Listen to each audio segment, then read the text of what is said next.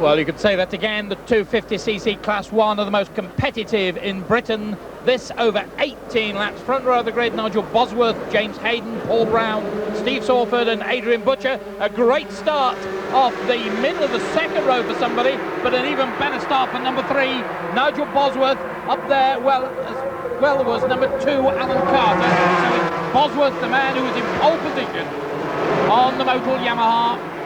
Bozzy gets a flyer there, Chris, but I noticed Steve Sawford, the man on the other side of the grid. Oh, and some fallers there. 3 bites down, 42, that's Crispin Buckland, 45, Nick Hopkins, and 56, Nigel Frood. Everybody okay, though?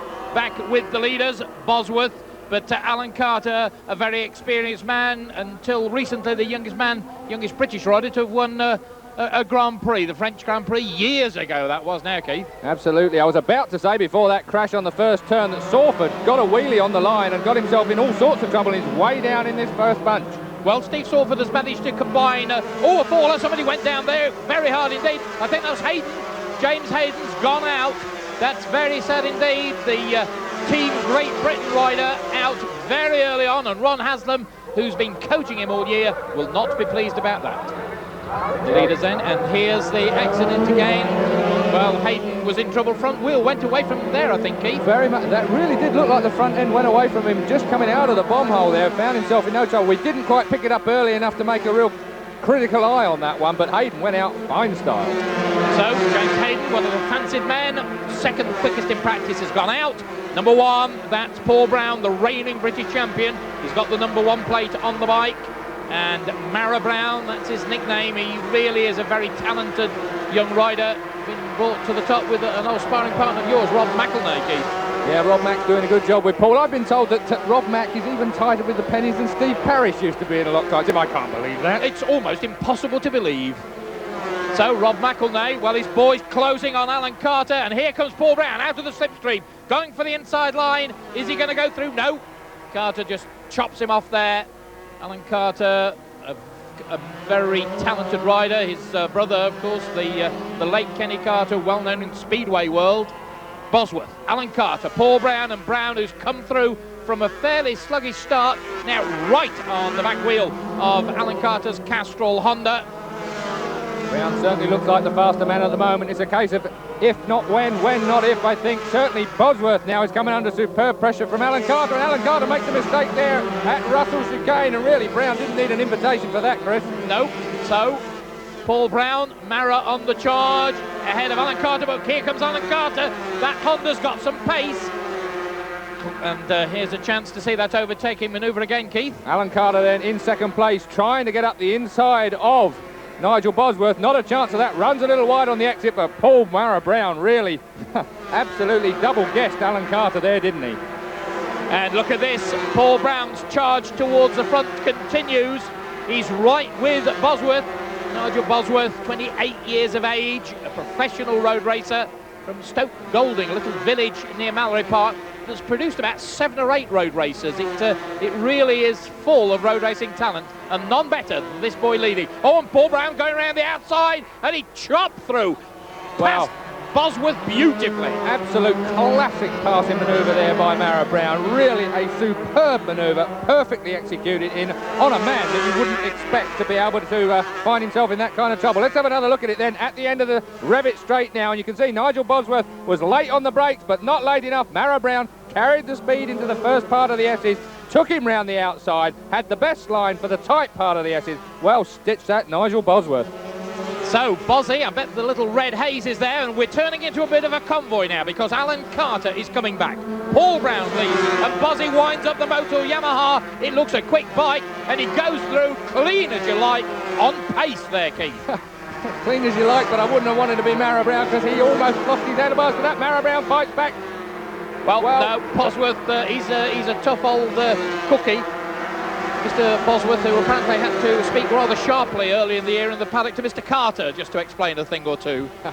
It's been done before. It would have fallen on deaf ears, I'm sure. So Bozzy still leads then from Mara Brown from Carter.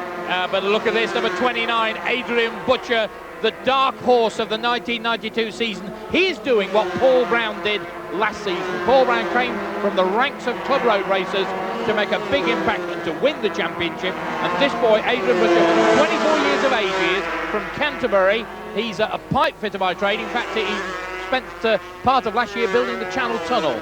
But Butcher, who's been riding Super Sport 400 until this year, what a marvellous talent he's got. Well, he's really dragged right up to them as well, Chris. He had a bit of clear air in front of him. Let's see how he dispenses with Carter, the next man in his sights. He's right on with these three now. So then, watch for Butcher. Is he going to be able to get out of the slipstream at the end of the straight? It's slightly uphill. It tests the motorcycle to see how much power it's got. Bozzie's still in front. Mara Brown still second. Third now is Adrian Butcher. He slipped through on Carter. Well, Butcher, as you said and predicted, is through. Well, Adrian Butcher, it's been a great year for him, but he has had some misfortunes at one of the other televised races this year. You may remember Nigel Bosworth fell off and Butcher rode over him. His Bosworth's bike acted like a seesaw. Poor old Adrian just stranded in space. Couldn't go anywhere. Bosworth, though, leads this time. No falling off at the moment for Bozzie. Brown in second place. Butcher up into third spot. And Alan Carter, surprisingly for me, down in fourth place. And Adrian Butcher there to drive. Adrian Butcher got out of there. Oh, but dear me, into the bomb hole. Well, that certainly made Brown look up. And I'd have looked up and Carter takes it through there. So Carter in the melee. Carter finds himself back in the third place. But Butcher there started all of that with a huge amount of drive out of the tight part of the S's. And really, well, did himself a whole load of no good. But really, this race is not dead, that's for sure. Paul Brown looked at him as he came out of there as if to say, what on earth are you doing? So Bosworth leads Carter and Brown side by side, and here comes Butcher. There's three abreast, and Butcher will go to the front. He doesn't care what he goes or where he throws that motorcycle, does he? It doesn't matter which way Butcher is going to go for it, and now Bosworth is in his sight. Well, can Nigel Bosworth hold him off? And I really don't think so, the way this man's riding. Look, he's looking for the inside already, and it would have been a brave man that did that to Bosworth just there. Well, here's the overtaking manoeuvre. Look at this, Carter and Brown side by side, looking for the pace. Here comes Butcher. Yeah, Butcher was well placed there. He had a double slipstream. He was behind both those bikes and got a real good drive out of Russell's chicane up into the first turn. And look at this. They're so close, fighting so hard, that they're almost banging fairings. Well, that doesn't surprise me at all in the 250 class. Back with the action then, and Bosworth. Well, Bosworth has Butcher on his knee.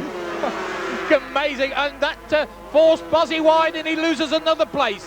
You make the slightest mistake, somebody's passed you, and that mistake compounds another mistake. Well, it certainly does, and Butcher, oh dear me, Butcher there coming under pressure immediately from Brown. Brown having another look at Russell's chicane, but it's about these two youngsters at the front, isn't it, this 250 race? Great stuff indeed, but Butcher, what a rider. Well, Steve Sawford down in fifth place at the moment, trying to make up ground on this lot, but struggling. And there goes Bozzie. Bozzie regains second place, pushing Paul Brown out. And Butcher, Bosworth, Brown. Sounds like a firm of solicitors, really, doesn't he? Here comes Alan Carter, looking for a way to go through. Alan Carter, who had that wonderful start to a Grand Prix career, then after 2 or 3 years, fizzled out a little bit. Here goes Bozzie, though, and Bozzie just takes the Motul Yamaha right through to hit the lead. Got a tail ender, though, coming up very shortly. And there's Brown going on the tight route, trying to get back inside Butcher. Well, a superb 250 race. You cannot ask for more than this. Here's Butcher again. If you leave a gap, then Adrian Butcher will go through. It's as simple as that. Well, Adrian Butcher really must have a gearbox that's a bit different to everyone else's, the way he drives out of the S's, Chris, because I can't see how he can do it any other way. Well, that's Stuart Ryder, number 69, who's about to get a bit of a riding lesson. The leaders all packing together, and Stuart Ryder very gentlemanly moves to one side. Stuart, a youngster from this area, works in the insurance business at Lloyd's, and was doing well in the MCN Super Teams last year, but really struggling in the 250 class now. But this fella, Adrian Butcher, isn't. First year with the big boys, and he's making them sit up, looking for the inside line. He's got a nice, tight racing line almost everywhere. He's looking at every which way. Bosworth snuck through into Richie's there, and immediately Butcher looks back at Carter in third place, gets good drive out of Sear onto the Rivet Straight. That might put him in good stead at the end of the Rivet Straight, but no, Carter's bike is not as fast as Adrian Butcher's. They remain in station, but look at Mara Brown down the inside. Three of them all abreast, and they have to get back into single file. No change in order this time. Well, Bozzie out in front, 28 years of age. Adrian Butcher's 24. So 4 years for Butcher to learn the trade, and Carter in third spot, and Paul Brown the reigning British 250 champion, pushed back to 4th place. Well, Paul Brown shoving his way about with Carter there, but still it's Adrian Butcher from Bosworth, just. Paul will hand it out twicefold, I think, if Alan wants to start bashing fairings. Alan's been around a long time. As I was saying a little earlier, he got a little bit fizzled out on the Grand Prix trail and went to America for fame and fortune. Now he's come back to Britain, and he's again proving himself to be a top-class 250 rider, but Brown has the measure of him there. And once again, Alan Carter pushed back to the back of the group, and he appears to be in trouble at the moment, Keith. That certainly looked like the end of his challenge there. He got pushed wide there into the turn, and Mara Brown really was late on the brakes off the front straight, because you saw the forks on the bike dip really much later than Carter's. The Motul Yamaha of Bosworth closes on the David Brown Yamaha of Adrian Butcher. Is Bosworth going to go round the outside? No, not on this occasion. Well, Butcher learning very quickly in his debut season of 250 national level competition. Nice tidy style, and Alan Carter is losing ground, Keith. Yeah, Bosworth though looks to me like he's holding station at the moment. I don't know whether he's got anything up his sleeve as far as Butcher's concerned. Yellow flag being waved there, Chris. Well, obviously we've got an incident. The leader's about to arrive, and there is a faller, and we'll try and check who that is. That apparently is Brett Randall, who's gone down there, and he's not lying in a particularly good spot. Over the line they go at the end of that lap. Butcher, Bosworth, and then Brown. The red flag is out though. The race has been stopped. So the decision has been made to stop the race, and they will count the result back 1 lap. So that may benefit Alan Carter. Look at Butcher though, punches the air in jubilation. I wonder whether Bozzy got anything up his sleeve though, Keith. Well, that's a question we won't now know. So a fine ride for Adrian Butcher, and here's the incident that caused the race to be stopped. Brett Randall bouncing down the track, but the officials and first aid people with him very quickly. Subsequently, Brett Randall was taken to hospital for a precautionary checkup. A bruised neck was diagnosed. He's back racing again already. But it meant the final official result looks like this. Victory for Adrian Butcher, Nigel Bosworth second, with Steve Sawford leading the pursuing pack in 5th place. Adrian, terrific race. Congratulations. Your first big win, wasn't it? The first national, yeah. Really pleased. Can't believe it. I mean, some amazing passing manoeuvres there. What possessed you? I wanted to win. Yeah, I was in there all the way until the last 3 laps. The clutch fell off the bike. So, you know, coming into the corners, I had to slow down. Brownie pushed me out on this fast turn. I lost a bit of time then.